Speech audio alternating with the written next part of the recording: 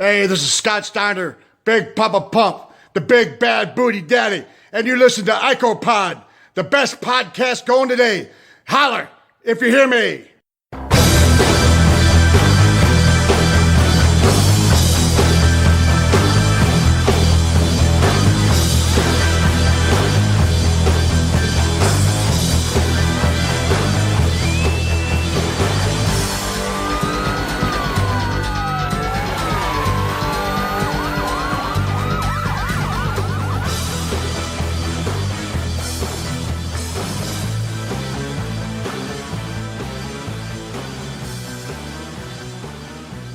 And we're back with episode 176 of IcoPod. I am Bob Conley Jr. With me, as always, is Dallas Gridley and Austin Skinner. Dallas had to go run away and urinate once again because he has the bladder the size of an infant child. And Austin, I'm going to tell you right now, man, I've been biting my tongue for the past 45 minutes because when I got on here, I saw that you're eating Wendy's, and you guys tend to just ridicule me for all the times that I eat Wendy's, and you were shoving a burger into your face. So what do you have to say for yourself? I'm going to tell you right now, and I'm going to make this well known to all of our listeners right now. For some reason or another, for the past, I'd say 2 months, I can't get a fucking enough of a son of a Baconator sandwich from Wendy's. I don't know why. I don't know if it's like the melty cheese on it or like fast food bacon that actually tastes like bacon instead of rubber. But dude, I eat that sandwich once a week. And I know it ain't good for you. But I fucking love the son of the Baconator sandwich. Like today, so girlfriend's out of town. I had no dinner plans. I knew I was jumping on here. I debated it the whole drive home because I have like a 45-minute drive home. Do I pull into that fucking drive-thru and get that sandwich again? It's like it haunts me. I think of it and it's like, oh my God. As soon as you think of it, whether you want to go or not, you're going to go because you thought about it. So sure as shit, I roll in and I get my same order. I get the fucking son of the Baconator sandwich. I don't get the fries because they're just as many calories as a sandwich is, believe it or not. So instead I get the spicy nuggets, which is like half the calories. And then I get my diet mellow yellow, and that's my little fucking meal for the night. So yes, I was shoving Wendy's in my face because I can't not have it for some reason lately. Just super hankering for it. And I've even gone that extra mile and gotten even worse about Arby's lately. And Arby's is gross. You've been eating Arby's? Dude, I'm going to tell you right now. If you are, you have a tapeworm because no one eats Arby's if they don't have to. I don't get any of the main menu items. You don't get the roast beef? No, fuck all. Fucking nasty sandwiches. No. Oh my God, I just got a stomachache thinking about an Arby's roast beef sandwich. Absolutely not. Absolutely not. And I want to thank Arby's for sponsoring this podcast, but Jesus, man, your sandwiches are horrible. You go to Arby's for two reasons. Number one, seasoned curlies are just home run on those. Greasy as fuck. But dude, home run on the seasoned curlies. Weren't they selling those like at the store? Yeah, you can get them in the bag. Yeah, you can. Yeah. And they're just as good, I want to say. They are. Yeah, they are. They're good. Oh, okay. So air fry them so they're not as greasy if you do get them from the store. Little pro tip there for you. Yep. Number two, and really my main reason for going to Arby's is those fucking mozzarella sticks, dude. Arby's mozzarella sticks are unmatched in the universe. I've gone to 5-star fucking Italian restaurants, and I can't get that same flavor from a cheese stick if I fucking tried. I don't know what it is. I don't know if it's the juice that squirts out when you bite into it. The crunch coat on the outside. Dude, I'm telling you right now. Anybody who denies an Arby's cheese stick, fuck you. Because you're lying. You're lying. If you bite into that and say you don't like it, you're lying. They are out of this world good.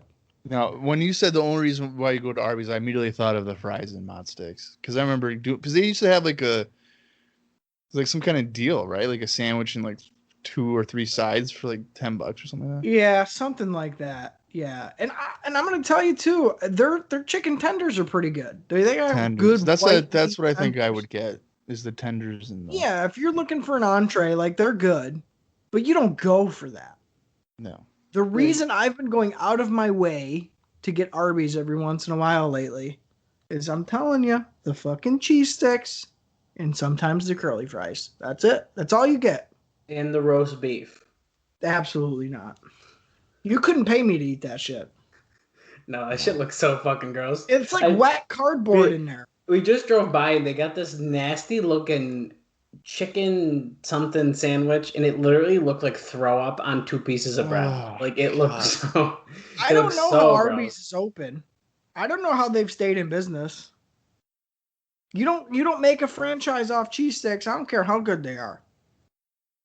So I don't know what they're doing, but if you're going or you're in a pinch and it's like Arby's or Starve, Arby's cheese sticks every fucking time. Every time. And if people are wondering, because I've been getting some DMs like, oh, you gotta start telling us what Dallas is drinking on every episode of Icopan. So this week it looks like he's drinking like a mocha Starbucks little bitch drink. So I don't know what. Okay, you want to know what I'm drinking? I'll start telling you I'm drinking because let me tell you, on the nights we record this podcast, my lovely girlfriend loves to bring me drinks. So tonight I am drinking a medium cold foam cold brew with 2 blueberry shots and 2 French vanilla. You couldn't he can't even say it. He can't say it. You can't say it with a straight face because you knew as soon as you got to blueberry mocha, you're like, it's not mocha, it's just blueberry, motherfucker. Whatever. I got 2 blueberry shots of peanuts and pussy inside. 2 shots of blueberry and my vagina's fucking itching. So what do I do? It is coffee though. I'm drinking coffee today instead of like one of my pink drinks, which is what they're called at Starbucks, which is like a strawberry coconut milk drink, and it's very, very good. Do you go there and say it? Does it come out of your mouth? Do you order it? I use the app. You'd be embarrassed, dude. You as a man with a fucking beard and a tattooed body cannot go in there and say, excuse me, yeah, I'd like the pink drink, please. Well, I could. Absolutely fucking not. This is what would happen. Dallas would walk into the Starbucks. It'd be his turn. The cashier would be like, oh, the usual Dallas? He wouldn't have to say nothing. I wouldn't go in there and order that. No. At my old job, the coffee shop I'd stop at every morning, the girl did know what I wanted. I'd walk in and she'd start making it for me. So there was a time in my life where they knew I wanted a headlight donut and a medium cold brew with raspberry shots in it. So like they know. Yeah, I'm not proud of the amount of different establishments that knew what I would get. I would go to Liverpool Pizzeria and they would just be like the usual, and I'd be like, yeah. Liverpool Pizzeria is the shit, man. I would go there almost every single day and get one of those chicken wraps.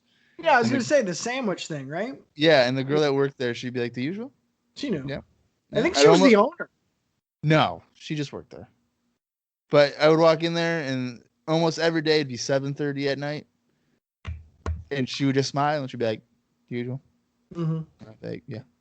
Yeah, Like, all right, give me 10 minutes. Like, cool. There's a donut shop we go to, and it's the same. They know why we're there. They know both of our names. They know why we're there. Just give us the fucking donuts and let us leave. I told you guys about the time, like the one summer, being a group of friends, we got like a 20% off discount at Denny's, right? Because we would go so often. Are you shitting me? No, I mean, she ended up getting fired. Who did that? Well, I was about to get to that too. Is like sometimes it pays to go somewhere a lot because, like, yeah, I've lost count how many times we've gotten free donuts. They're like, "Oh, you guys are good." Oh, okay. All right, Well, fine. I got a little tangent here before we get into some stuff. So I scroll on TikTok, right? Just mindlessly stupid bullshit. I get made fun of for drinking coffee, and Bob goes on TikTok as a 30-year-old man. Yeah, that's some pussy shit. Just dude. saying. Just saying. Do you have the app on your phone? I just scroll through. You have the app on your phone downloaded? Yeah. Oh, fuck you. I just watch them. Nah, fuck that. Anyway, as I was saying, well, there's a girl who's been like she's been trading like a paperclip from the beginning to get like a house or something. Huh? Yeah. She's been trading things. Like she started with a paperclip and she traded the paperclip for something and then traded whatever she got for paperclip. That's and she bullshit. she wants to get a house, right? Okay, right. So right now she was at like a she had like a car or something. I can't remember what it was. Or no, she had like a riding lawnmower, like 7 riding lawnmowers or something. Okay. So the next thing, it was clearly an ad, but she goes, I found the perfect thing. A Chipotle gold card for a year. I can get 1 Chipotle meal for a year. And I'm thinking to myself, the value in that is limited. Why would you trade all your riding lawnmowers or whatever for a card that lasts a year? Right.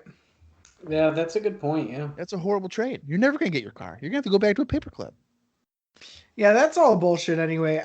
I don't know. Stuff that goes viral these days, dude, I don't buy into it because it's all so fabricated. Yeah, it's all phony. Yeah.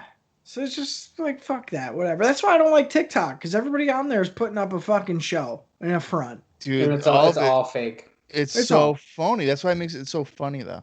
No. Although there was one TikTok where a grandma was trying to figure out how to do voice text.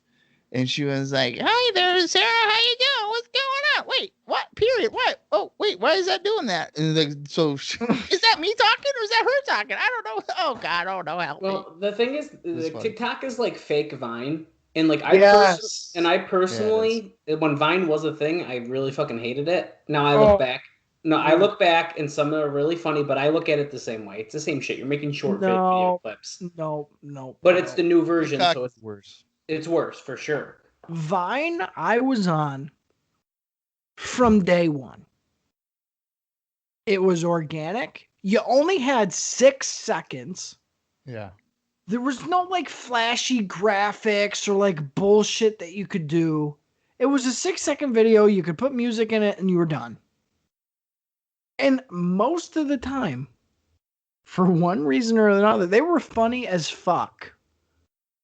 And now it's just like TikTok's trying to live off that fame. Well, that's the thing, yeah. And dude, it's not the same. You could do like a 90-second TikTok with fucking exploding graphics coming in, fucking music that's not even licensed and all this bullshit. It's like, dude, fuck all that. One of my favorite vines is when the guy's like, what's worse than a rapist? And he reveals it and the person's like, a child. No. No. Yeah. Dude, they're classic. The Vines are classic. Vine was a great time to be alive. There was no pandemic. Dallas wasn't on the podcast and we weren't either. Mm-hmm. So I had like free Mondays, which is insane. Yeah, it was just a happier time. I lived in Syracuse near family and friends. I wasn't off on a fucking island in Florida. All alone, miserable, sad. So just Vine reminds me of the times that were good in life. Where Japanese wrestling was still like niche and not everybody pretended to know fucking everything. Yeah. WWE still sucked, but at least it was better than it is today. It was just a great time. Vine just reminds me of how shitty a time we're living in. So that's why I don't have it on my phone. I think people who are TikTok famous are the most annoying people because 3 months ago, they were just a normal person. And they're making bank, dude. I know. They all get ads and shit. I don't understand. They all get sponsorships. Everybody's a goddamn sellout. And that's what makes IcoPod different, baby. Not because we're selling shirts for $17.99 over on Redbubble. Because we're different and we don't run ads and we don't try to steal the money away from you and pretend that we're millionaires and pose in front of Lamborghinis. We don't do any of that. Right.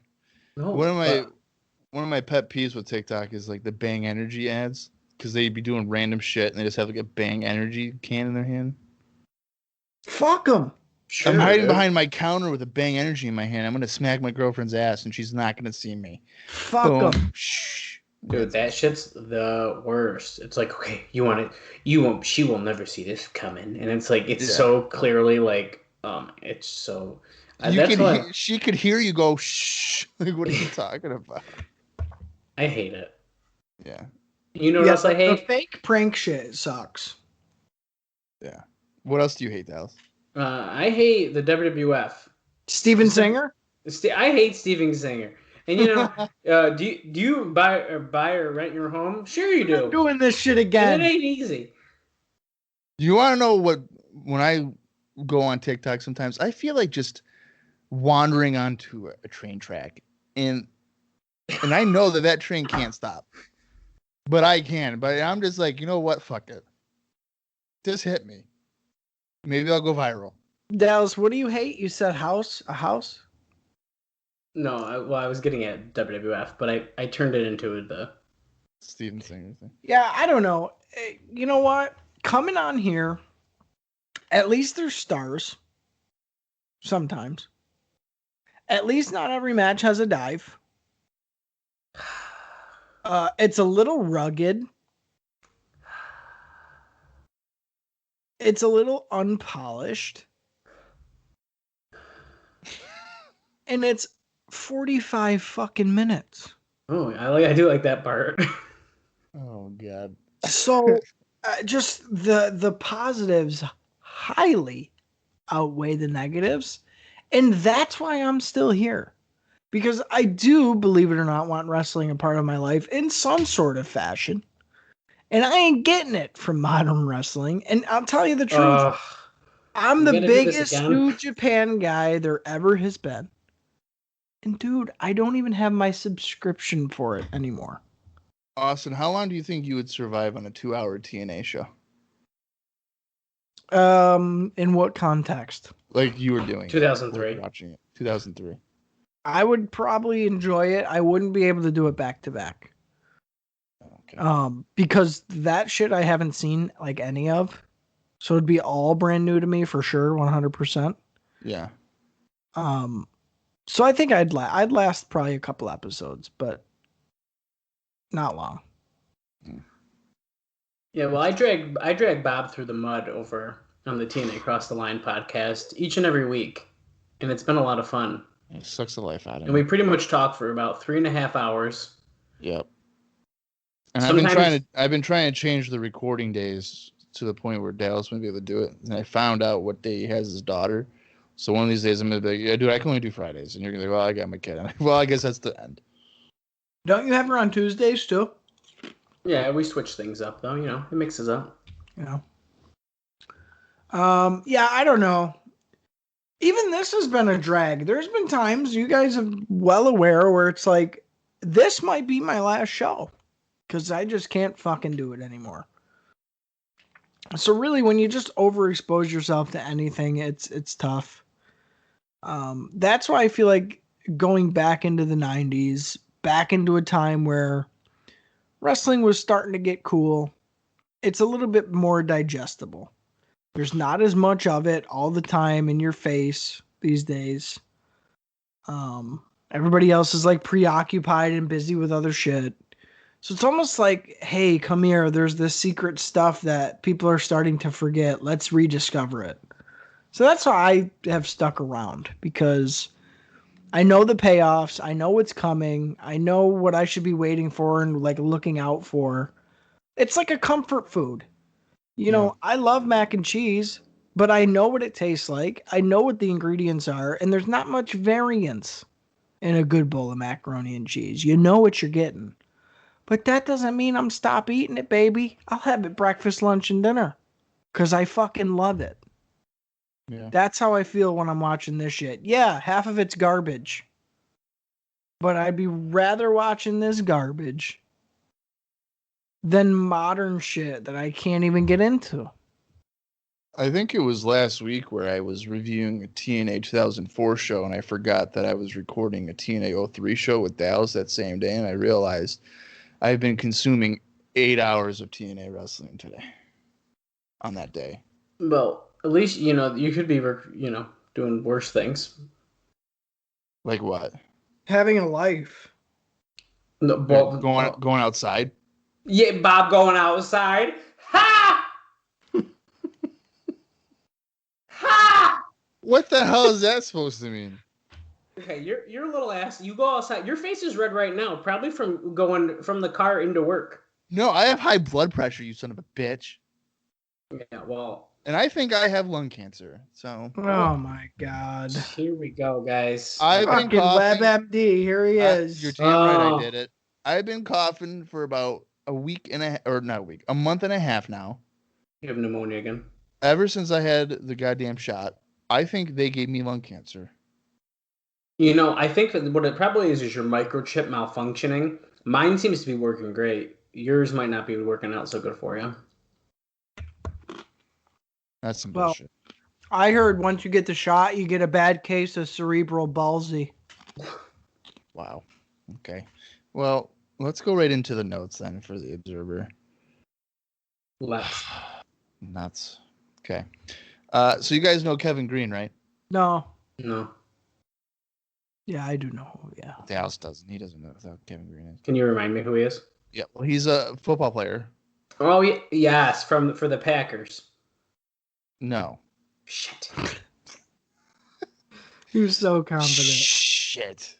No, I believe he was. What is The this? Browns? So he's Steelers. Bengals. Oh, I wouldn't have guessed Steelers. Yeah, he was on the Steelers. They ended up losing in the Super Bowl. Pussy.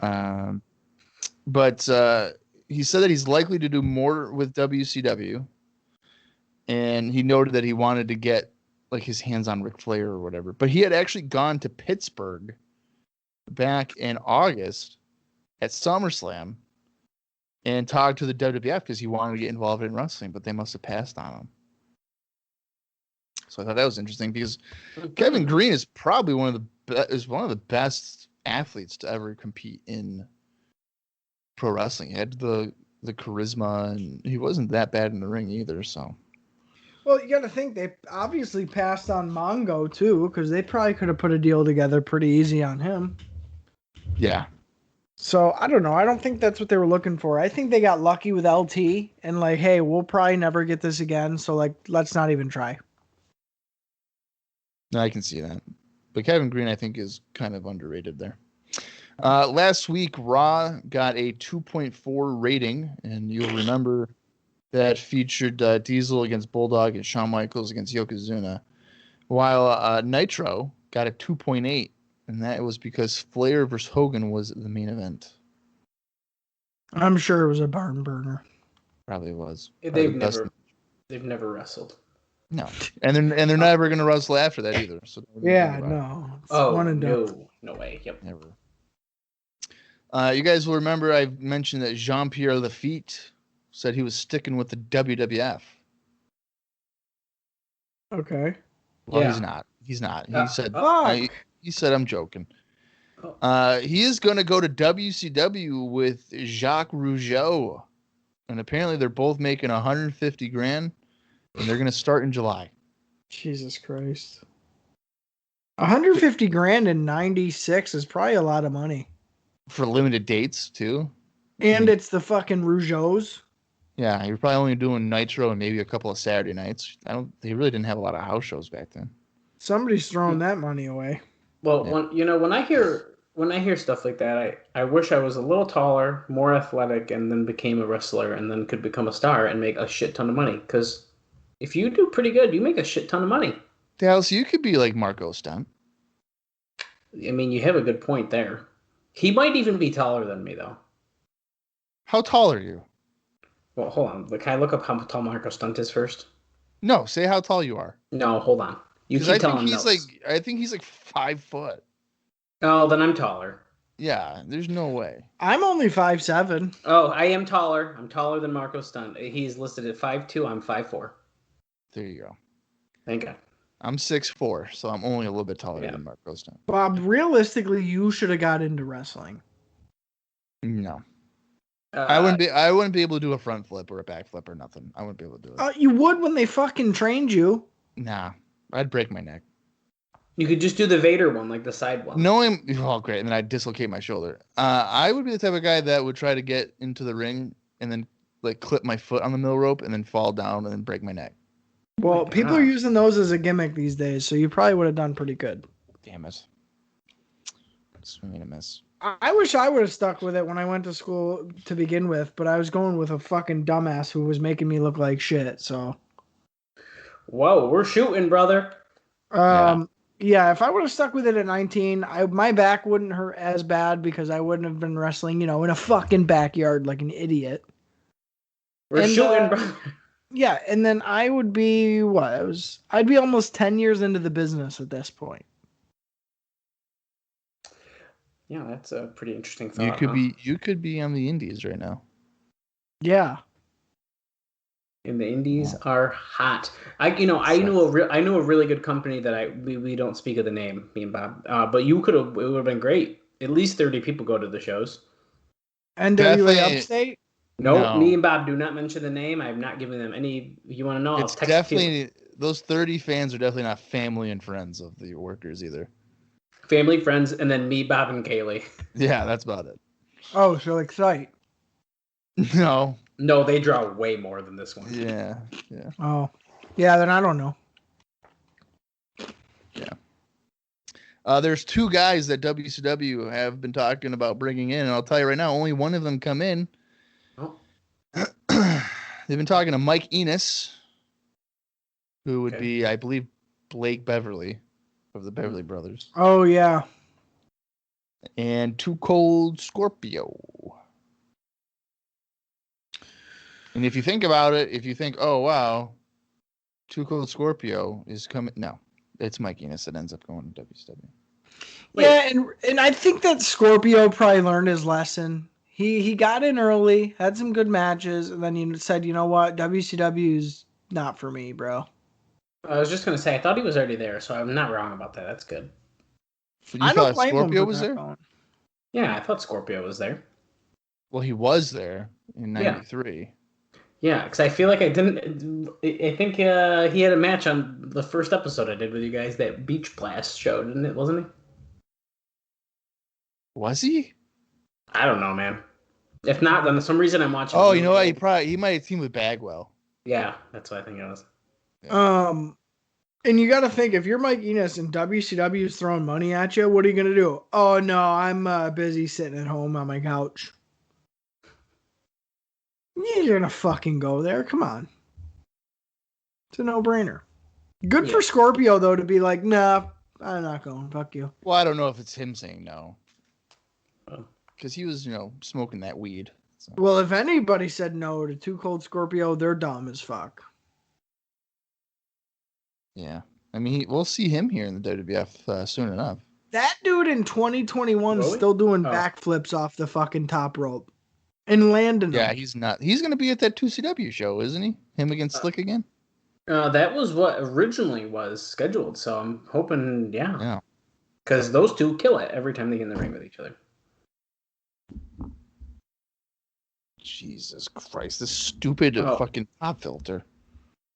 Okay. I'm fucking destroying shit. We haven't even started the show. I know. Well, I'm using my gut to keep the pop filter up, and I breathe. Hold on. Jesus. All right. The WWF business is booming, and Bull. It is. That's what Dave Meltzer's saying. Mm-hmm. And he's crediting Shawn Michaels' return for all the sellouts and good gates recently. That's probably true. Events. Yeah. I could see it. But they've also had some stronger cards, I feel like. Well, I guess so. So you gotta give him some credit there. It's not all Shawn, okay? There's some Tatanka matches on there, and Bret. Henry Godwin. It's Bret. Oh, Bret. Yeah, it's definitely Bret. Yeah, Bret. I hate this pop filter so fucking much. You have no idea. And then the little kid says, "Go get him, champ! Go get him, champ!" Speaking of Tatanka, this is some bad news here. He says he's only in the WWF for 3 months, and then he's quitting to start a new business with friends. What's the business? According to Meltzer, it's going to be a barbershop. Clean your scalp with Tatanka. You can't make this shit up, dude. I just did make that up. He didn't say that. Oh. What the fuck? Bob, you're fired. Get out. What? You wouldn't go to Tatanka if he was your hairdresser? Do you see his hair? Even now? No, I ain't going to him. I'd let him dye mine red. What if Tatanka was your hairdresser and Luna Vachon was like the receptionist? Like no, she's like the makeup lady. Yeah. Oh, then I'd go. And then Sherry Martell is the girl. What can I do for you today, honey? Sherry Martell is the girl that like washes your hair. Oh God. It's like the land of misfit fucking toys. Yeah. Bam Bam's doing like the pedicure foot massage in the little tubs. Yeah. Duke Trossy's the guy to sweep up the hair on the ground. Right. Put it in the trash. My favorite. That would be shit. I hope Tatanka doesn't leave to go cut fucking hair. Well, that's just me speculating that was going to be his job. I think that is what he's going to do. No, he's probably going to be like a car salesman. I'm telling you, every single time a wrestler quits or retires, they go into being a car salesman. Every time. Okay, well, that job sucks, so don't ever do that. I didn't even show up for my first day, and I got hired to do that one time. How did you not show up for your first day and you still got hired? No, they hired me, and then I Googled, like, how it works. And, like, if you don't sell enough cars, they expect you to pay them back from the check that they gave you for the month. So I was like, I'm not doing that. Yeah, I don't believe. Yeah, that's stupid. Yeah, that's some sketchy shit. All right, the WWF is denying that they offered Sheik money to appear at the Rumble, but everything else about Sabu is accurate. So what was everything else? I don't remember. Sabu was going to come in for right. like $5,000 and like eliminate himself by going through a table on the floor. I don't think really anybody ended up the worse for wear. I think it's okay that we didn't get that. Yeah. I seem to remember Bam Bam Bigelow being advertised for the Rumble, but he didn't actually appear, and that's because he had major elbow surgery, and they thought that leading into the show he was going to be able to make it, and obviously he did not. At the Rumble, we saw Jake Roberts. He returned. We hadn't seen him since 1992 in the World Wrestling Federation. He is okay. You son of a bitch. Let me tell you something right now. What's this on my shirt? Oh, is that chocolate?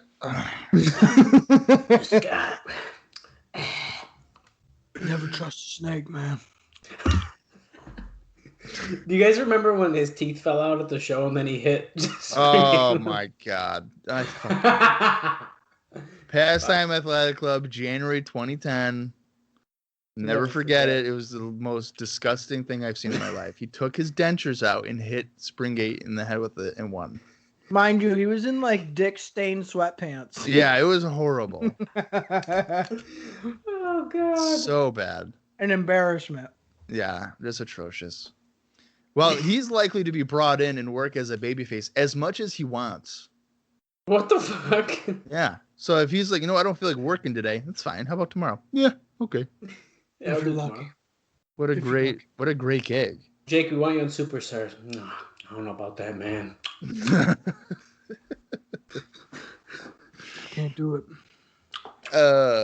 The World Wrestling Federation had a house show in India. And it was at a football stadium on February 4th, 1996. You want to take a guess on the attendance if it's at a football stadium? 83,000 people. I'll say 60K. Well, you guys are giving them way too much credit here. They got 30,000 people. Oh, for India, dude, that ain't good because there's like 30,000 people in one house sometimes. Well. I actually am really surprised about that number, to be honest with you. Yeah, I am too. I thought it'd be more. But here's the card for it, or the results. Doink the Clown, who was being played by Steve Lombardi, defeated Zip, Ahmed Johnson defeated Skip. Henry Godwin was a substitute for Billy Gunn, and he teamed with WWF Tag Team Champion Bart Gunn to defeat Owen Hart and Yokozuna. Savio Vega defeated Isaac Yankem, DDS. Razor Ramon defeated 1-2-3 Kid. The Undertaker defeated WWF Intercontinental Champion Goldust. Diesel defeated Hunter Hearst Helmsley. And in your main event, WWF World Champion Bret Hart defeated Tatanka. Oh my god! Tatanka needs to go. He needs to brag more about being the main event of a show that had 30,000 people in it. Now, that's the card. That's not a good card. But that being said, I actually was expecting a lot worse because I feel like sometimes when they go to like random countries, like you get kind of more like the C and D level. But there's a couple people in there I'm kind of surprised, like just in general. Yeah, I feel like when they do overseas shows, they just, kind of throw random matches out there sometimes. Well, that's what I mean. And to hear like when you said even Razor, Diesel, and Bret, I was like, okay, I didn't expect to hear any three of those names. Right. I don't know. I think Bret's notorious for doing overseas shit. They could go to fucking the backwoods of Malaysia. And Bret would be like, yo, I'll be on your main event. How much you paying me? 30 rupees? Okay, I'll go. Well, to be fair, I feel like if I was a wrestler, I'd want to wrestle in every country I could. Because I think that's cool as shit. About it, yeah. Yeah. And not to say that India is like a backwoods country by any means. That's a huge market, probably. So, I don't know. It's always weird to me that, like you guys are saying, oh, we'll just throw anybody out there because they're so starved for content. They think that anybody's a fucking star. So let's throw in Doink the fucking Clown. And they'll probably go fucking banana for it. Well, that's what I mean, though. Yeah. Well, it's still a big market today, right? That's Jinder Mahal, isn't it? Yeah, that's a big deal. Yeah. Yeah. So so that, but what Austin said about pretty much, throw anyone there, and then it's like it even just reminds me of. I mean, it's a little different now, I feel like, but they like what for example, I just got this idea listening to Eric Bischoff's podcast, but they did the random tour where it's like, oh, Hulk Hogan is coming to Australia. It's like the Hulk Hogan doesn't go to Australia very much, so yeah, bringing Hogan over, that's a big fucking deal. Right. And that's why when WWE just recently did the Super Showdown in Australia. I mean, it was one of the biggest crowd. It was massive because they don't really go over there, especially in that capacity, that much. So, yeah. Yeah, to me, I think that's anytime you can do that is really good. It's good to give the guys a break from American crowds. And really, anytime you go over there, everybody's so over. So, yeah, I don't know. I wish they would do that more. Well, I think that's why WWF, especially in this era, went to Germany a lot. Sure. Yeah, like that's cool. Yeah. When's the last time you remember a live Raw in modern times from, say, the United Kingdom? Like, they don't even really go there anymore. The UK they might.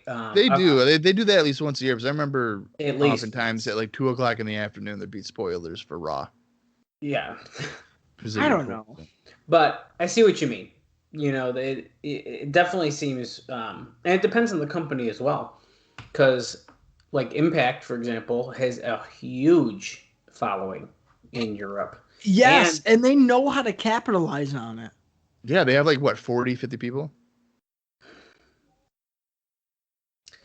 So they do really well in Europe. At least, yeah, I mean, obviously I like gone that. there a while, but I like that. They'd go to... Me and Bob have talked about it before, too. They can fill a classroom to watch those shows. Jesus Christ.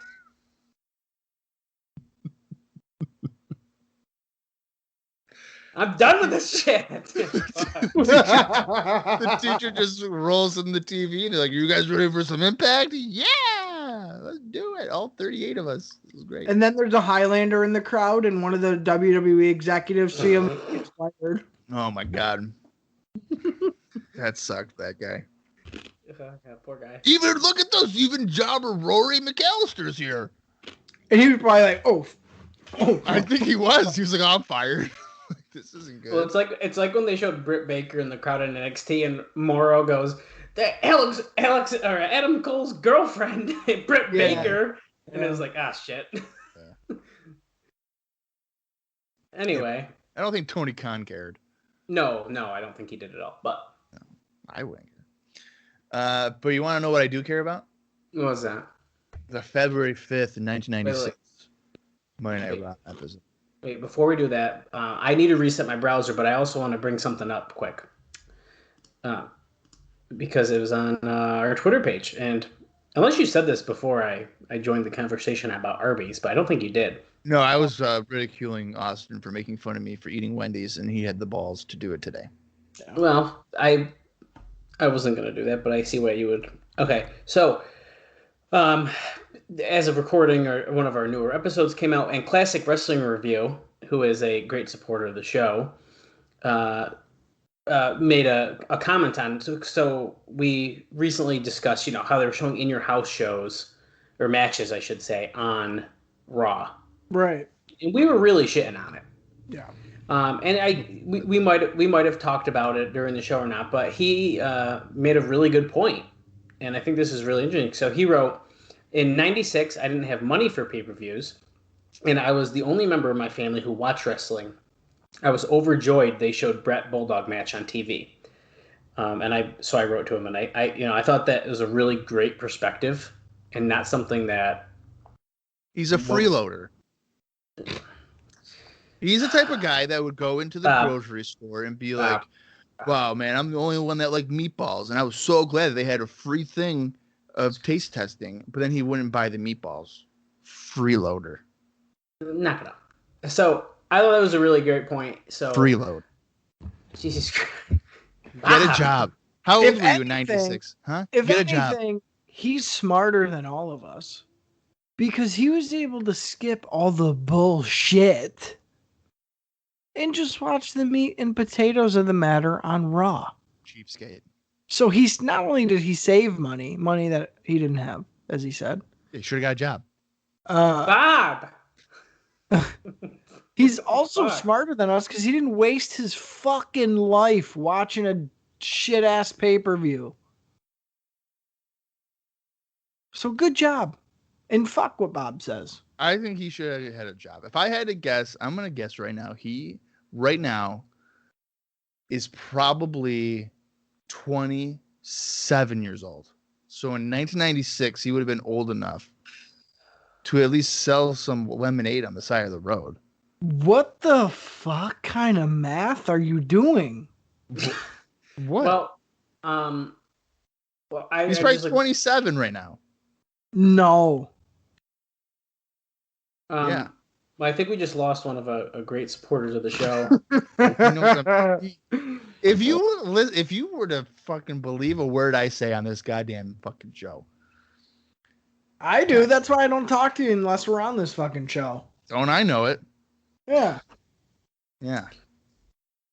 I sent you a video acting like I was Goldust, and what did I get? Nothing. I didn't get that. You send me that. Yeah. You did not send me that. Yeah, he did. I didn't get that. I sent you. I was in my mirror. I had my hand covering my groin. Oh, okay. And then I was using my right arm, and I was like, Austin. Right. And nothing. Well, first off, I'd like to point out that I don't know why you're covering it because we've both seen one of your nuts. So. Yeah, well, that was an accident. Bob's house one time. An accident. Okay, now this is an accident. Remember, just a minute ago, Bob said, "Do you believe anything that he says?" Yeah, that was an accident. Bob, you never texted me that. By the way. Austin, if you're legitimately checking to see if I sent you that video, you're proving my point. What are you doing? Of course, I didn't send that. I was hoping you fucking did, and I was hoping I ignored it. You piece of shit. Yeah, it wouldn't be the first time you've ignored my text message. Yeah, I go out of my way to not answer. I know.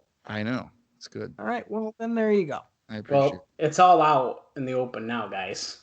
No. Well, listen, Classic Wrestling Review knows that I'm joking. He At least I would hope he knows I'm joking. He does make a good point, though. I mean, if I didn't have money and they were to put it on TV, I'd be like, hell yeah, good thing I didn't spend my whatever it was, $15, I guess, for the one match I probably wanted to watch. Yeah, exactly. Mm-hmm. Yeah, so that's fine. But you know what? As a viewer, you might be inclined to think, well, they'll just keep on doing it. You know, so like, why buy, for instance, this In Your House 6 that's coming up? That is a good point. Maybe they'll show the cage match on TV, and I'll tell you right now, pretty sure they do on fucking Livewire or whatever they call it. Is 6? Is it going to be In Your House DX Shed or what? Yeah, right. I hate to say it, In Your House DX isn't even that good. It's the first one I thought of. Mind Games is too close to joke about, so. I I generally like In Your Houses, I think. Okay. I like Well, them For as they a go. less than 2-hour show, it's not that bad. I like so them as they go. Yeah, the further on they go. Right. All right, okay. And let's go to February 5th, 1996 on the good old Peacock Network. Peacock. I'm sure it's an award-winning streaming service at some point, Yeah, okay. because every single one of them is. Well, of course. Whoa, what the fuck? Okay, Don't worry, I have to still download all my fucking episodes all the time, so it's That's- don't worry. that's good. The runtime for this week's episode is 45 minutes and 53 seconds. Nope, mine's Wait. 54 seconds. Yeah, suck on one. Either way, if you were to equate it into a TNA weekly pay-per-view, it's about 4 episodes before you get to one of those. So fuck my life, right? Because I gotta do that on Thursday. Anyway, I'm gonna count down from 5 when I say play. Hit that good old-fashioned play button, and No, you'd be halfway through that TNA weekly episode. So here we go. no. 5, 4, 3, 2, 1, play.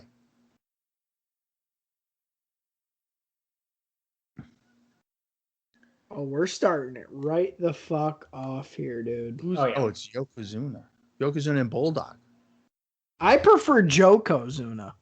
Oh, Yokozuna is a really great thing. Was he like a stand-up comedian?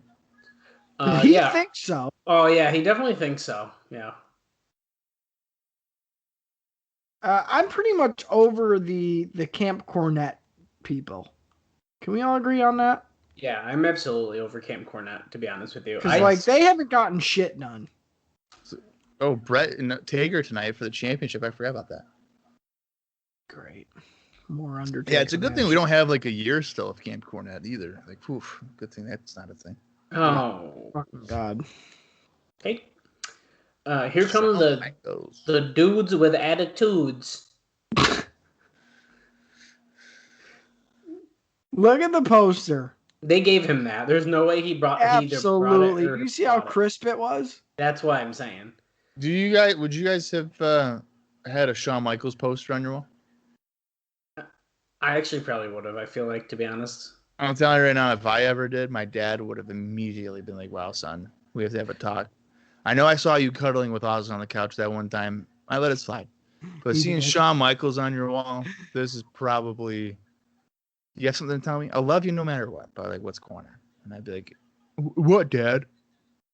You know, that whole cuddling thing is probably why he moved so far away. He was like, And nah, didn't invite you to come and with didn't him. invite you. He's like, nah, we're done. Well, he rescinded it. He was like, "Do I really want 2 guys cuddling on my couch downstairs watching wrestling? I don't think so." He's like, I'm fucking out of here. Yeah. Yeah. I Flashback to used last have week. some questionable things hanging on my wall, so I guess I can't really speak Oh, on well, that. you know what? I got a good story about things hanging up, and Austin should remember this. Do you remember? This is way back. So in my room, I had a lot of wrestling stuff up. It's just what I had. But specifically, do you know where I'm going with this, Austin? Is it the Tori Wilson poster? Yeah. So spoiler, it's a Tori Wilson poster. But it was she's wearing a very small bikini bottom and no top, and she's got her hands covering her boobs. Yeah. And well, that poster couldn't be hung up in the room. I mean, that's bad. So instead, what I did is hang it up inside the back of my closet. Yeah. So, like, when Austin's come over, be like, dude, check this out. We'd go in the closet and shut the door, and there's a Tori Wilson poster. Oh my god. I still have the poster. Yeah, that's a classic. That's I at one point had Kurt Cobain's suicide note hung up on my wall. what? So, Oh, wow. yeah, I had some questionable choices that I decided to hang Why up. the hell would you do that? I don't know, because it was like I had a matte print of him, and like there was another thing, and I just thought that would be cool to hang up, so I hung it up right next to it. I don't know if I knew that. Yeah, it was a short-lived thing. Here I am putting up posters from my PWI magazines, and fucking Austin's puts up a Kurt Cobain suicide note. Yeah, those were the days. Although I hate to say it, like that is bad, but I feel like that's like part of Kurt Cobain's lore, if you will. Yes. I mean, they have like what, the book. It's right behind me. His like notebook's all printed, and it's all. I mean, Kaylee has it. Yeah. The notebook. I mean, like it's all part of him. Yeah. I agree. Hey, has this match been good? Because I've been picking lint out of my belly button instead of watching. What? They've literally done absolutely nothing. Yeah, they did nothing. Okay. Why is it so stuck in there that you have? I don't know. It sometimes does. It's like I get an ingrown hair in there, and it really hurts. Oh, okay. Inside? Oh yeah, inside. Oh, God. You gotta like flip it out like it's a jalapeno coin. You know how you can get them fried? Oh my God. This show's really off the rails today, guys. Yeah, like what the? You gotta turn it inside out like a jalapeno coin. Oh, Shawn takes down Yokozuna. Diesel's like, yo, Hong Kong, baby, I'm big truck daddy. Let's go. I'm gonna jackknife your ass. Yeah, did you see this adjective here? Play. I don't like the team of Bulldog and Yoko. Like, that sucks.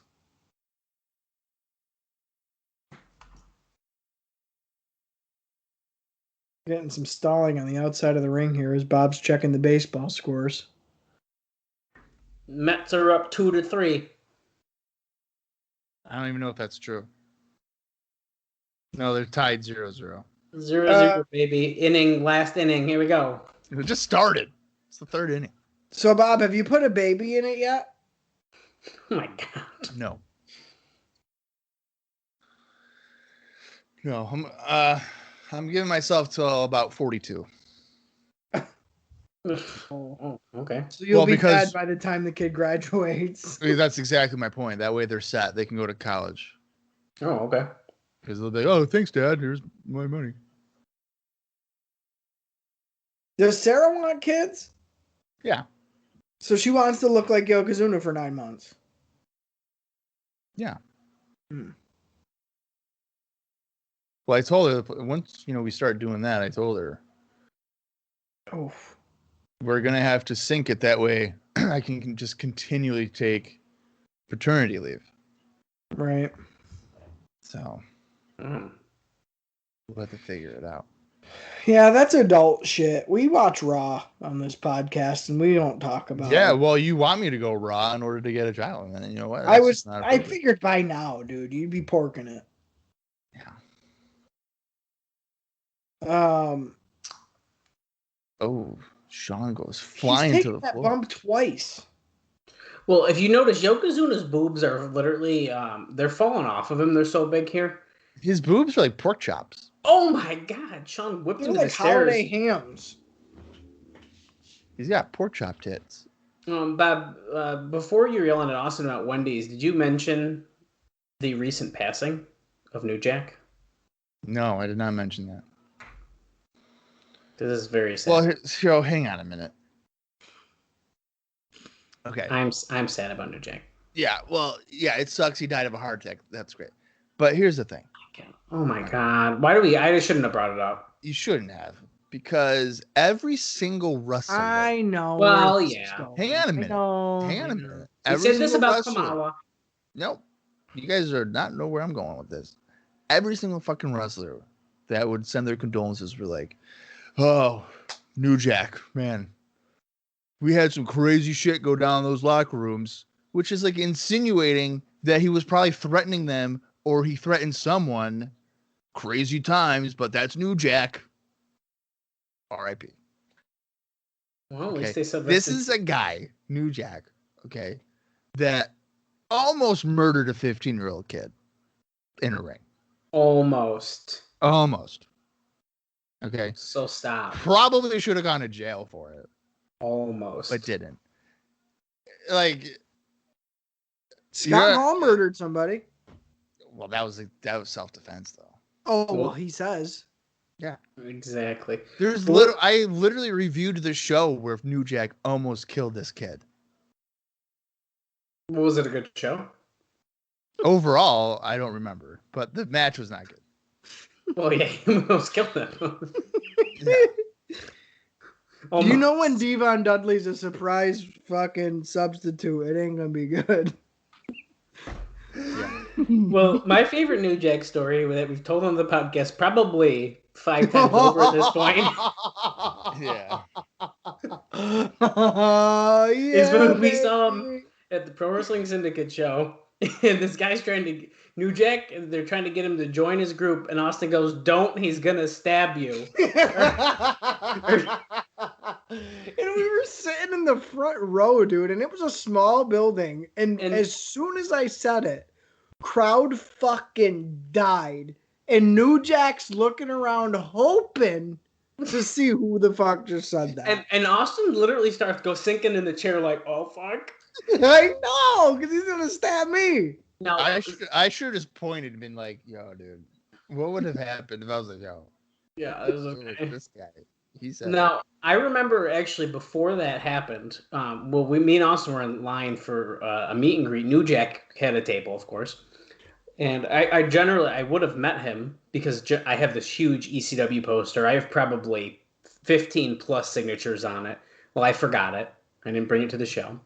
So I didn't end up meeting New Jack. But this dude's sitting at a table. He has one 8x10 in front of him. One 8x10. And he's sitting there like this. Just looking pissed. And I was like, maybe it's better I forgot my poster. I didn't get it time today. Yeah. I do regret it though. I'm pretty disappointed I didn't get to do that, and I've regretted that but even before he died. I'm just gonna say that too. Not just because it is unfortunate that he passed away. I mean, it's never good for someone to pass away unless you're a fucking murderer yourself or a rapist or something. And technically, New Jack didn't murder anybody. He just physically assaulted. Almost Close. But I am glad to see that people have been, I guess, kind of finding his Smoky Mountain Wrestling stuff because that's his best stuff. Well, me and Bob just recently talked about this, and I told Bob because of the Dark Side of the Ring they did on him, I want to watch his Smoky Mountain Wrestling stuff because the promos they showed, I got really into them. Like, oh my God, this is really, really good shit. Yeah. Well, that's what got New Jack on the map anyways, is promo shit. Yeah. A lot of people think it was the violence, but he wasn't really doing that. It was the promos that got him noticed. It is the racial promos that they were doing. They were really good. Yoko just missed a body splash coming off the ropes. Now, if you're wondering what was going on during our New Jack eulogy, it was Yokozuna basically had a nerve hold on Shawn Michaels for about what felt like 12 minutes.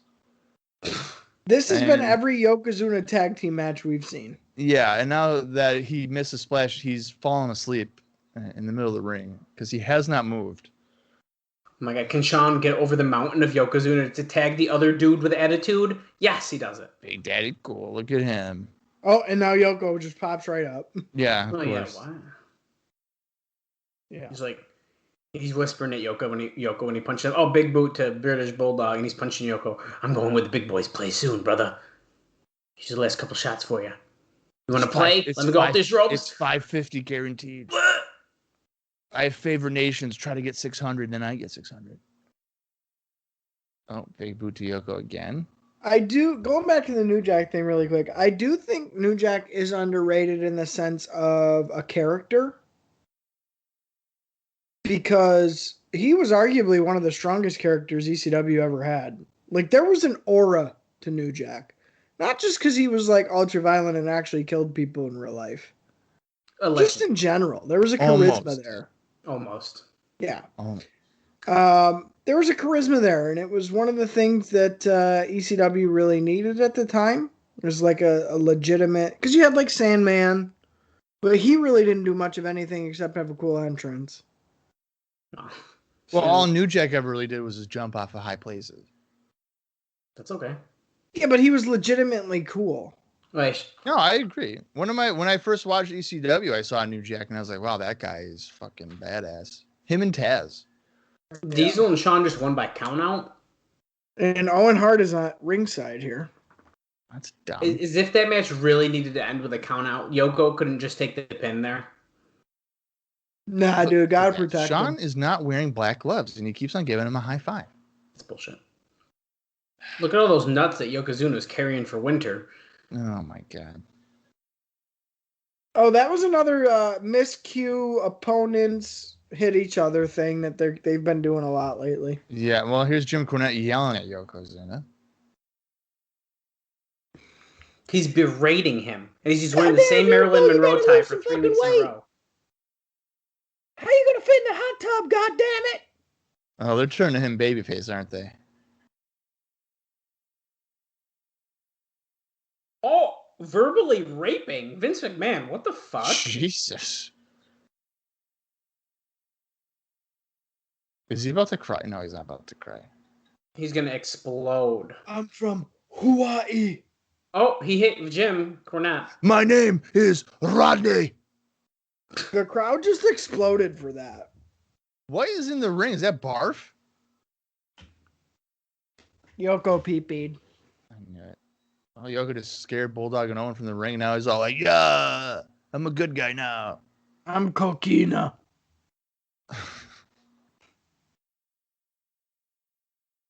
Oh, I think that's the end of that. We need Crush back. Octopus. Oh, man. Oh, he's going after. Up next, Hakushi against the 1-2-3 kid. That should be good. Oh, great. Billionaire Ted's skit coming on later.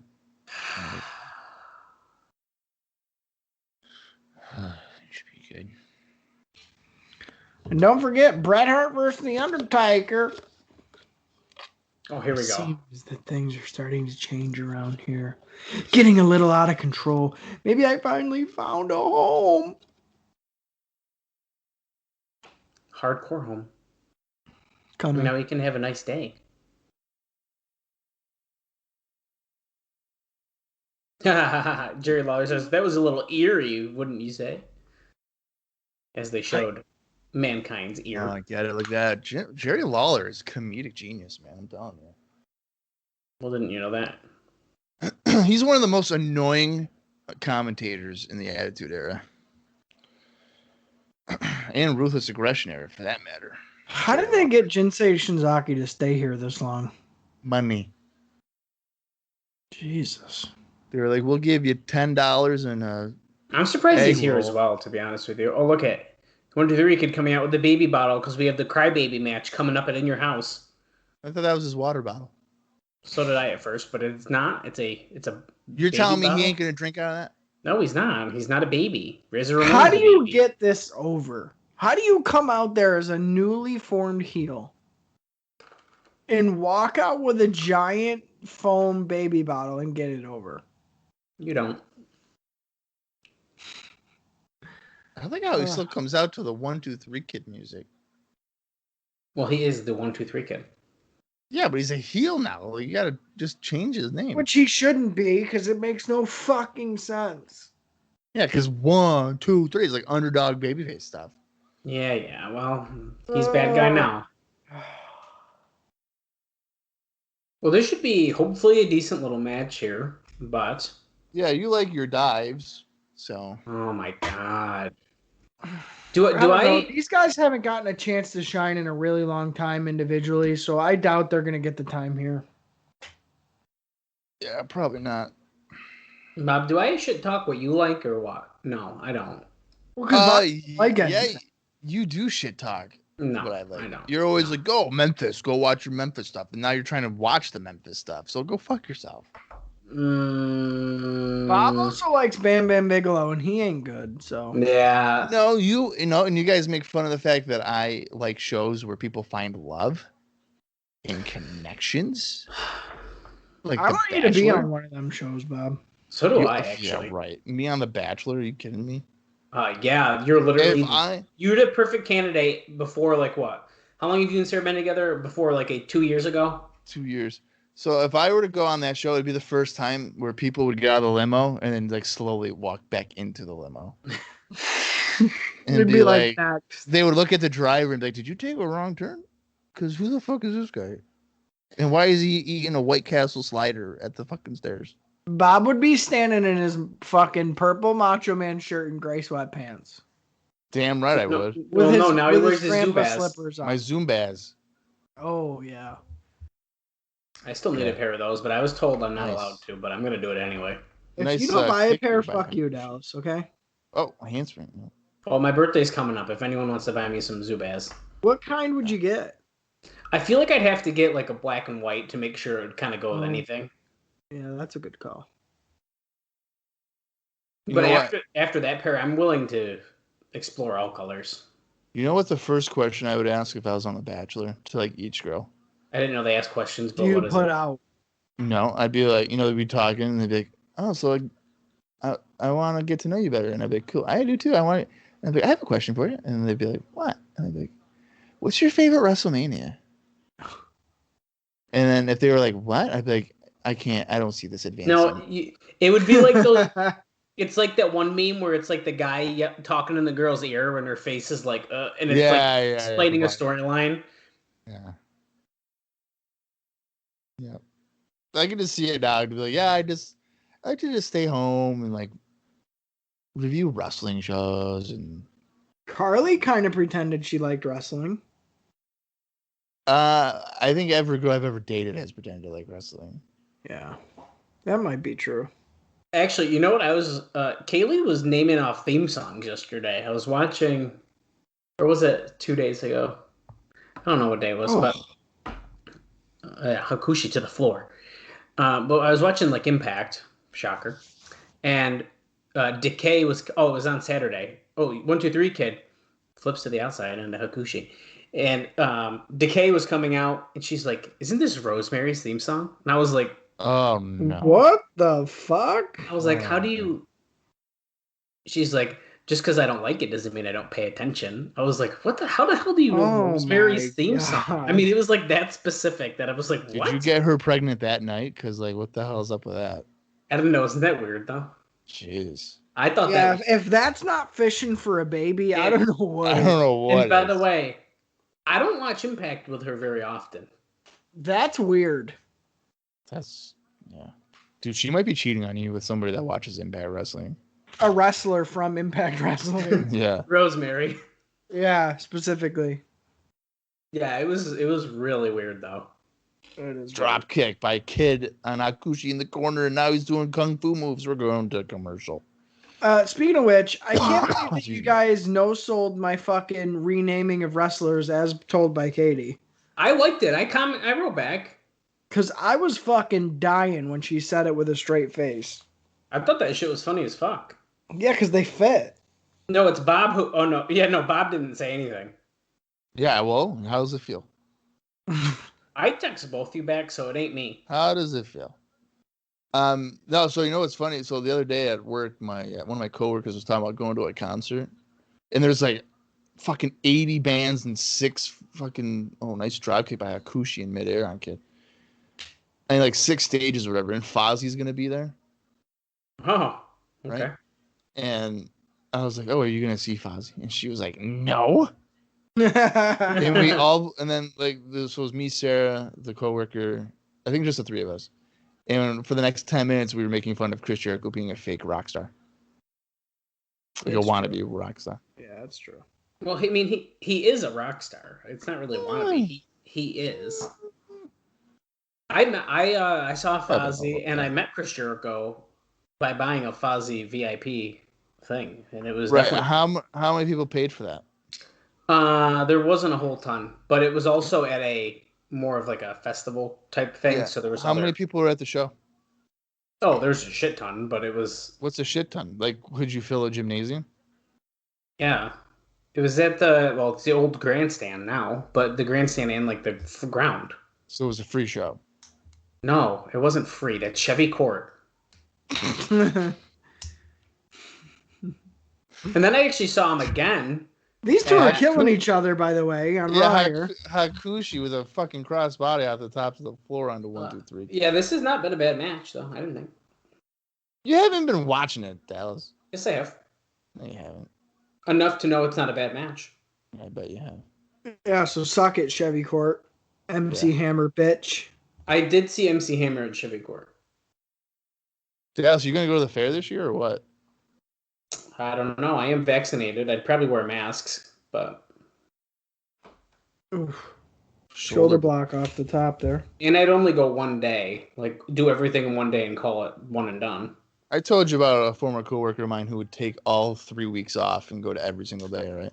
I also have a coworker who does that. Yeah, she's a nut job. What could you possibly do it for 3 weeks at the fair? I don't know. I don't know. Sit in the dairy building and watch the butter sculpture rotate? Spinning heel kick. How much fried dough can you eat in a 3-week period? Oh, I could eat that every day. Oh, reversing the cover. Oh, he gets kicked out. You know what I found out I can eat every day? What? Fucking jet puffed marshmallows. Oh, no, you're still doing that? Yeah, dude, and I get the shits every day because of that. Wait a minute. You're eating jet puff marshmallows every day? I eat 4 a day. That's not that bad, though. This is really starting to piss me off. You guys make fun of all the stuff I do. And now we have Austin eating jet puff marshmallows on the daily, making sure that he eats them like they're his goddamn vitamins. Listen, we 4 made a day. s'mores we made one time. And then we had a whole bag of marshmallows. Like, fuck, now I gotta eat these. You gotta eat them, and you know what? They're pretty low in calorie. 25 calories per marshmallow. It's not bad. Yeah, that's why I eat 4, because it's 100. Want to know what I did one day? I found like a bag of like Lucky Charms marshmallows, like just the marshmallows. Ooh. Oh wait, 1, 2, 3 get just one with like a hurricanrana off the top, baby. No, it was like a double underhook. Underhook. Yeah. What? Yeah, it was a double underhook. Tell me I'm not watching it. Yeah. What the hell? What the fuck was that? I hate how he was selling how he was hurt. Earlier today, he's wearing a completely different suit. Yeah, okay. What is this asshole saying here? Let's see.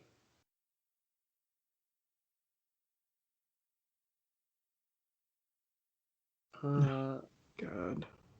Something about Gorilla Monsoon. Oh, yeah, that makes sense. Oh, because Vader was suspended, right? They're gonna sue immediately. They're going to sue immediately? Yeah, he said, we will sue. I mean, we will sue. Yeah, but Vader's the one who hit Gorilla. Couldn't Gorilla sue immediately? I mean probably. Oh, look, here's Gorilla with a neck Oh, my God. Well, let me tell you, I have some serious injuries. My neck there. Oh, he's got a hairline fracture.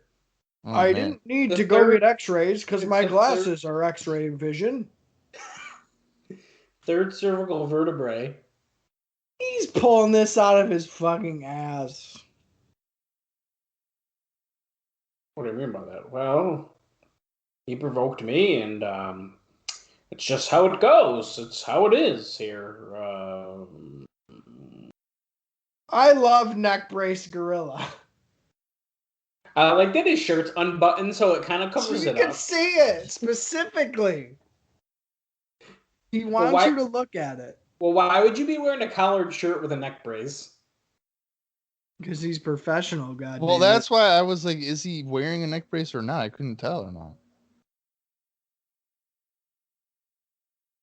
Dallas has worn a neck brace before. I have. I broke my third. I had a hairline fracture in my third cervical vertebrae. Well, it's funny because like he's got a hairline fracture on his hairline because it's fucking gone. Ew. Wow, he's really just a windbag here. What is he talking about for Vader? He thinks Hot Rod's going to be really good for the WWF. Oh, I forgot about. Yeah, I forgot about Roddy Piper. Speaking of which, have you guys seen They Live? No. No, I haven't. You need to watch that fucking movie. It's on Peacock. Fucking watch it. It's that good? No. Oh, okay. But But it's a classic though, right? Yeah, and it's cool because it's Roddy Piper. Remember the time, Austin, when you were like, "Why the hell am I going to get Peacock? I'm never going to fucking use it," and now you're using it. I'm forcing myself. Yeah. That's okay. I'm proud of you. Wait till we get our buddy Screech on here, and he has ads. So we're watching the show, and then an ad pops up, and we're like, "Screech, why are you watching friggin' Pepsi ads?" And we're still watching wrestling in the ring. Yeah, because you know that he doesn't have the $9 one because he probably doesn't even know about it. He probably thinks that everybody's got ads. Yeah. Well, no, Bob's gonna have to censor all this because now he's gonna listen and he's gonna know. I'm not gonna edit it out. It's fine. Bob, it's a fucking joke. Just go with it. 1986 Slammy Awards. Yeah, the Slammies. Is this the first time they've ever done this? No, they did this. I think they did Slammies last year, didn't they? They did? I don't know. Maybe they did. They must. I don't remember them doing it when I've been on here. So I didn't think Maybe so. not. Maybe it is the first time. Let's do a Google. Here's the creature of the night, the Undertaker. No mask on, by the way. Thank fuck for that. You know what we should do when Screech comes on? Not show up. No, we should be like, "Hey, Screech, we're gonna watch World War III '95, right?" So he'll start watching that, but then we've already watched it. So then we'll watch like Starrcade '95, and we'll be like, "Screech, what are you doing?" And he'd be like, "What are you talking about? Johnny B. Bad just came out." I'd be like, "What the fuck? What do you? No, that's not the show. Why do we watch the Starrcade?" He'd be like, "What? You said World War III?" I'd be like, "No." He'd be like, "Wait, are you serious?" Yeah. So they have done the Slammies before. Oh fuck. What year? There's a couple different versions of it though. We have 1986, 1987, and then they did it in 94, and then we're going to 96. Well, I don't think they had the awards like that. I don't think it was a gimmick. Yeah. It does look like the 94 one was a special edition of WWF Mania, which aired on December 31st, 1994. Hence why we have no idea what you're fucking talking about. Yeah. And that one, they definitely got the awards you would think. I mean, there's a couple in the 1987 one, but it's quite different. Like, there's the Hulk Hogan Real American Award that they aired. Who won that one? Superstar Jake Billy Roberts. Graham. Hulk Hogan didn't even win his own award? No, it's his award, so he gives it to Superstar Billy Graham. He gives it to somebody. I'm assuming. Guys, you're missing our featured match here. We're about 31 minutes, 23, 24, 25 seconds in. This we match got was Bret. a snoozer at Rumble. It's going to be a snoozer here. Oh, yeah. Okay, Mr. Undertaker fan, here you go. You're getting your wet dream. I like this award in 87, the best performance by an animal. We got Frankie, Damien, Matilda, and then George Steele. Oh, my God. I never said I was an Undertaker fan. Yes, you have. I said I enjoyed his matches. Oh, right. So that doesn't mean fan. That doesn't make me a fan of him. Oh. Okay. This is premier Bret Hart outfit right here. Yeah. It's a big match feel right here. Big match attire. I still never had a really good Bret Hart action figure, and that's bullshit. Oh, I had a really good one. You had the best one, of course. Came with the fucking leather jacket and everything. The Montreal Screwjob Bret. Yeah. So. What happened to it? Oh, I kept that one. I got rid of all my figures. I got that Bret Hart. I got that Bret Hart, and I got most of my Shawn Michaels, and then my TNA figures. And your AEW. Well, and of course, I've started the new collection with the AEW figures. But You should have a run-in from Bret Hart '97 in your wrestling fig federation. oh, I'll definitely consider that. Are you gonna do a fig fed? No, I have a Detolf that I put him in. I got my risers. You need to be like Ryder and Myers and do a fig fed. We Nope. did.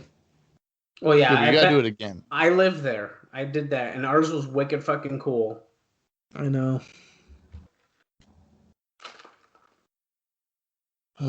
Great. Taker choking Bret in the corner because it's so thrilling and fun.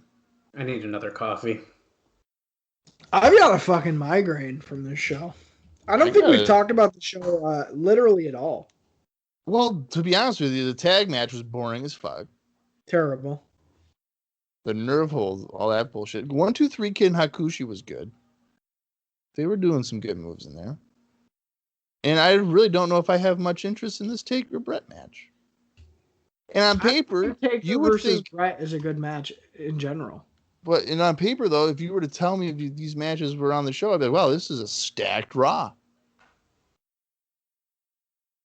But like right now, he's just holding his fucking face on the mat, and the crowd is like, okay, they're not even reacting. Paul Bear's like, what are you doing? That's boring. Literally, he's just covering his mouth like, don't scream. Okay, here comes Diesel. Big D, dude. I don't know if Dude it was necessary with to attitude. spit, whatever. Going to the top rope, he's doing old school. Dude with attitude. I'm gonna come out to that ring. Oh, look at the fingers.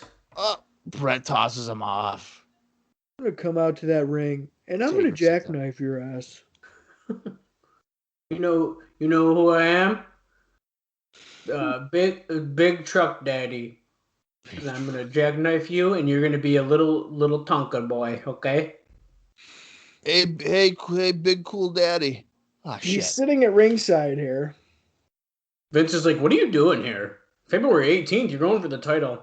Well, Vince, I'm here because I need a fucking payday, and I'm going to hold you up in a second by knife point in the back in Gorilla. And if you don't give me the money, then you're going to look like Nick Gage after the fucking Tournament of Death. He's not Jeff Jarrett, dude. And you're going to be fucking bleeding out, and you're going to be like, get the fucking camera off me, bro. He's not Jeff Jarrett, dude. What is going on tonight, dude? We got to re-record this episode. Fuck. Hey, and don't you disparage the name of Jeff Jarrett, Bob. Listen, man, he had a gun to his head and was like, listen here, motherfucker, I'll kill you. It was a pea shooter. Why am I just now noticing that Mick Price sent us a link for like R.L. Stein books? Are you shitting me? No, Well, it's on Etsy. Well, to be fair, you guys don't go on the Facebook very often, I don't think. I wrote to somebody the other day. I did just see that. I was very proud of you. No, I like black people. I'd be like, nah. Nash is like, yeah, well, give it a couple months and I'll get real greedy, think I'm a bigger star than I am, and I'll go down south for a little while. Start booking, kill the program, Start booking. I don't see anything wrong with that. Then I'll jackknife your ass. It'll be great. Because I'm big, cool daddy, as Jerry Lawler would tell you. Yeah. World Wrestling Federation champion. Oh, he gets uppercut by Undertaker. Undertaker does another one. He's still laying on the ground, though. Diesel's looking ringside. Terrible. Diesel goes, whether you're like Bret Hart or not, you gotta say one thing, this guy takes a beating. Well, as I told you, this is fucking boring. Yeah, you want to know why? Back suplex. The fucking Undertaker. Bob's Haters watching the gonna Mets. hate. Jeter's getting a strikeout, and fucking John Green is gonna catch the balls. Dallas, how about this? How about you just go turn on your little Raw episode tonight, where I'm sure zombies are gonna come out to the ring, and you're gonna be like, "Oh yeah, this is so good! I can't I wait." never said that. I never said babe, Can you that. get me another He pink said drink? John Green because we talked about Kevin Green in the beginning of the fucking episode. Babe, the zombies are on TV. Can you get me my pink drink? This is some good TV. Why don't you go drink the juice your fucking girlfriend makes in the blender, you piece of shit? Hey, Listen here, motherfucker. speaking of which, actually, let's get serious for a minute here. Okay. Katie just told me that you can blend the entire inside of a watermelon and it's like a thick slushy. Yeah. Oh, I believe that. I made Dude. mocktails out of a watermelon and some other juices. Dude, I'm doing that. Yeah. Do you It's know how really- good that fucking sounds? Yeah, it's wicked good. Yeah.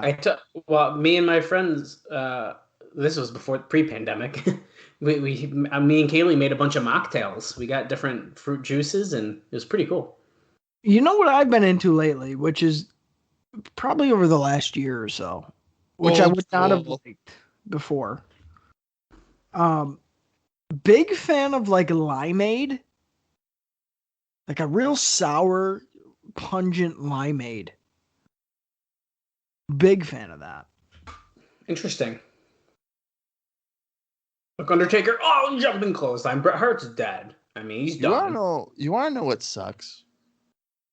Is when you go to your friend's house and you open up the refrigerator My God. and they're like, "Dude, only one water bottle. Oh, I've never done that. You can't do just one water. You can't have more than one." Oh, I feel good. And This then- isn't about me. And then they come to your house and they fucking drink everything. Wait, is this Austin? And they don't say a word. No, Dallas, this is you motherfucker. Bullshit, it's me. What the fuck? Yeah, it is, dude. I've never done that. You have been like, listen, man, we don't First have a lot off- of water, but like you can have First like one or off, two. First off, I don't have water bottles, so let me start you there. You, Okay. you did. Secondly, did. when I come to your house, I maybe have a glass of cranberry juice. Maybe. Bull. Maybe. When Dude, I'm at one Bob's time- house, dude, One time I bought 2 things of cranberry juices, okay? And by the time you left, Don't I say had by the half time a I bottle. left. Me and Austin, if anything. By the time you left, because Austin was having like Sprite and shit, you were having my fucking cranberry juice. And I was like, what the fuck? And you were using my rustling cups. Oh, that I was doing. And that's like triple the size of a cup. And I'm like, oh my God, this guy's on his 4th cup. It was on a day when we were watching an 8-hour New Japan show. So I was like, oh my God. Of course this guy's going to fucking drink all my cranberry juice. Bob has harbored these feelings all I this know, wow. time. One water bottle and drinking all the cranberry juice. Well, you'll be glad to know, Bob. I don't drink that much like juice like that anymore because I try to. I drink seltzer water now Oh my God. What is wrong with you? and unsweetened iced tea, which These I. are beating up fucking bread on the Oh, look at- outside, oh. man. This is What the bullshit. hell, Diesel? This is cheating. This is like, you see that pole there? Play. Hit. Why is Oh. Undertaker beating him up? He's helping him. What this is going on, Triple dude? threat. We're making this a 3-way dance.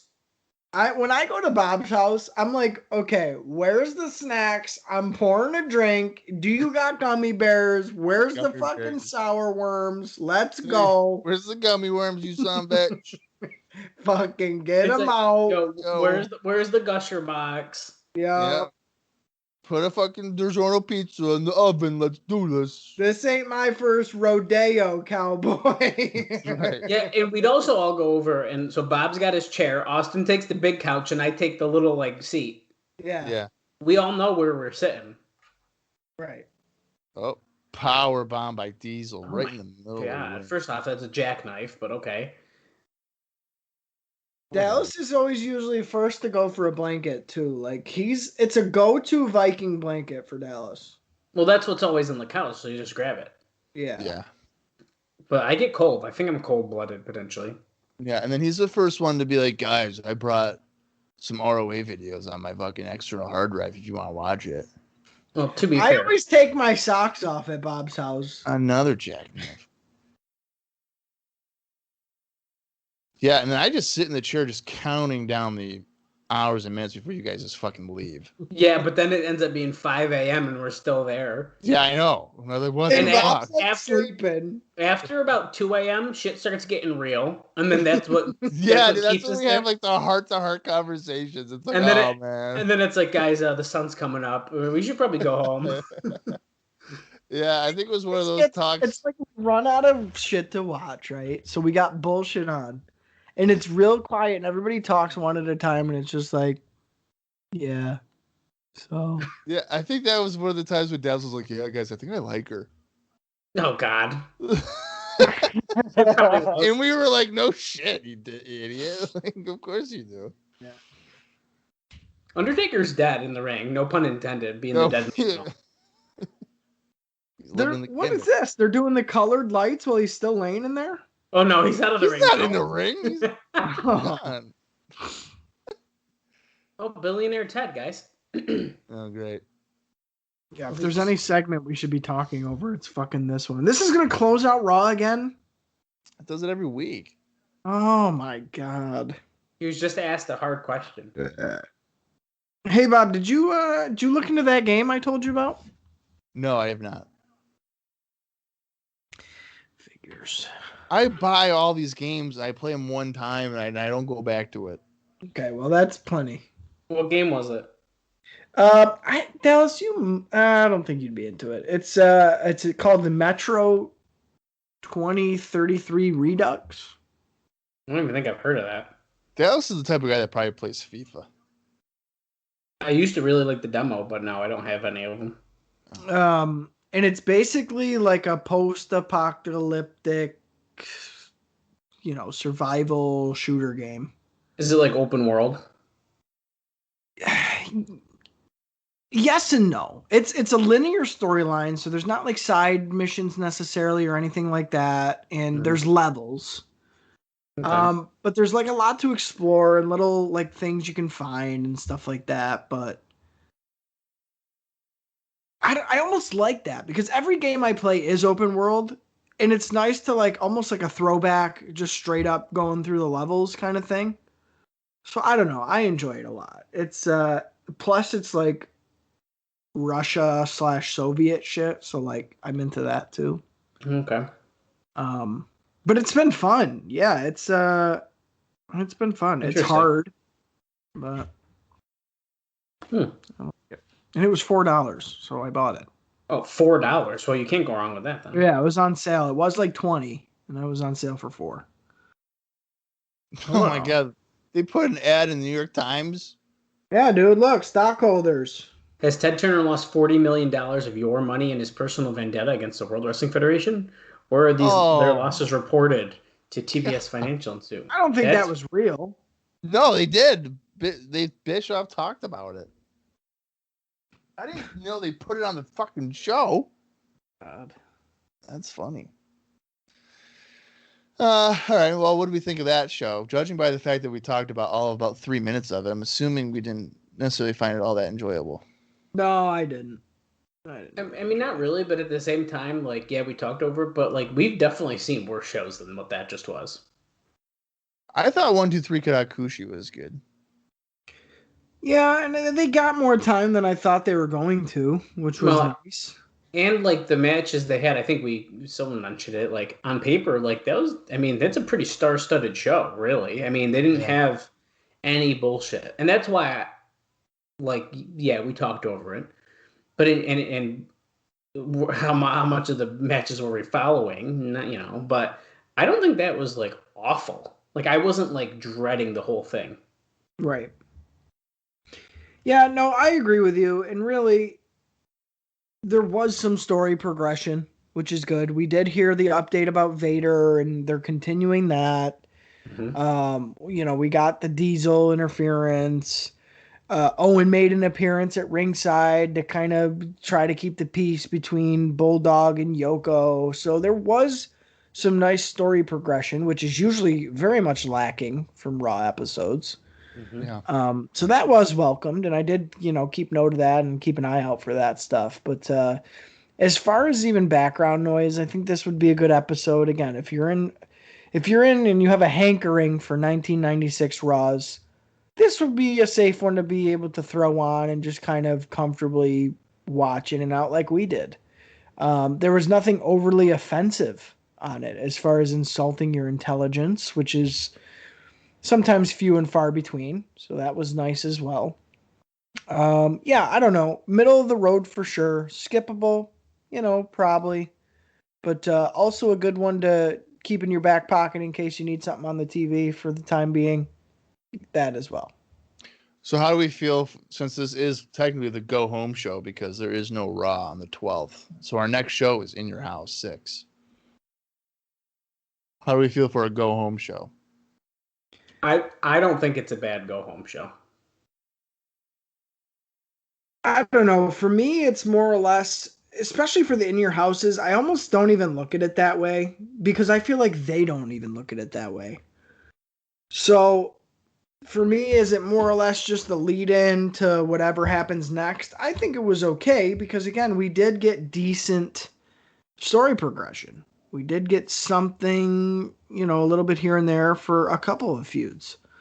So we've definitely had worse lead ins. There's no doubt about that. Mm-hmm. Am I looking forward to another Bret Hart Diesel match? No, I'm not. Did this episode of Raw make me any more excited? No.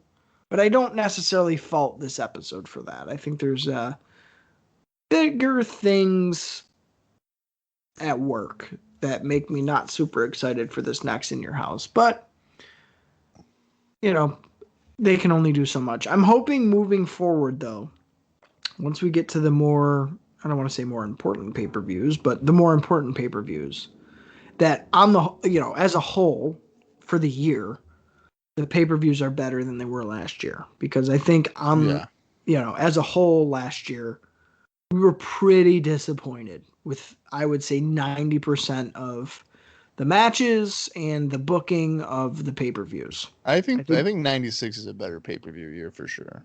And that's the thing, and I guess that's the point I'm trying to make is that, if we had to struggle through 95 to get to 96, where there's at least going to be some good payoffs, some good matchups that we end up getting, it'll be worth it. Because really, 95, I'd say that was one of their weakest facets of the programming was the delivery and the execution and the bookings of the pay-per-views.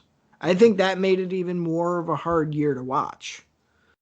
Because, stereotypically, if you think about it, really, the pay-per-views should be one of the things that you look forward to most. Like, oh, TVs haven't been great, but at least we'll get a great blow-off of the pay-per-view. And, no. At no time, really, in 95 did we kind of get that. So, yeah. I am kind of holding out hope that 96 will be the year where they realize that that's going to be some money-making potential again, like it should have been all along. And yeah, I don't know. I'm holding out hope. So this In Your House to me does feel a little bit like a throwaway. I think they've booked it that way anyway, is kind of a filler in between. But hopefully moving forward, they're putting more and more emphasis on these shows as being must watch. Can't miss them. It's kind of like Impact. Their TV show sucks, and then the pay-per-view suck too. I'll tell you, that's how 95 felt for the most part. So Well, Bob's wrong about that, but that's not the point right now. it's not the point right now. I had to get my last Impact shot in there. So it's all love, Dallas. Yep. Yeah. See, now he's gonna be mad at me. Can't wait to record with you. All right. Well, our next show is In Your House 6. It's Rage in the Cage. Diesel, Bret, Shawn, Owen. That's all I really remember. That's advertised for that show. Right?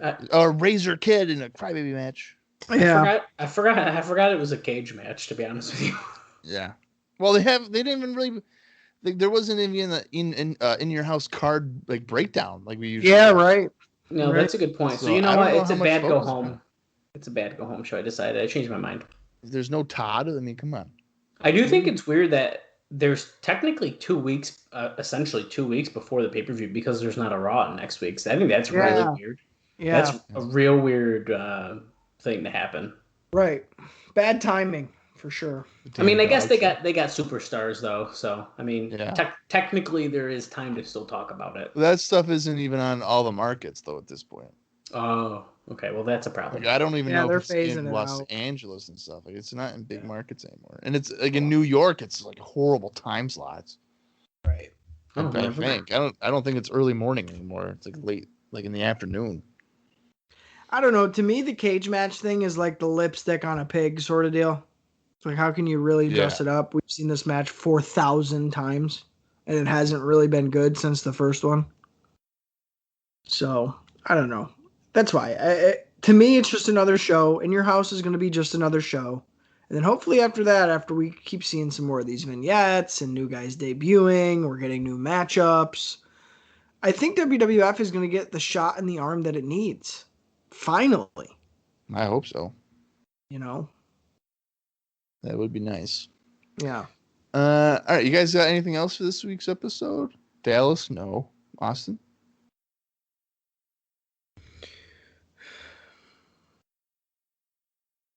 I don't think so. All right. I thought I did, but I don't think I do. And why delay the inevitable any longer? The next show is around the corner. That's right. Our next show is The Rage in the fucking Cage. Diesel Bret. What is it, number 4? Yeah. Part 4. Yeah. Who will walk out as the WWF World Champion? We'll find out.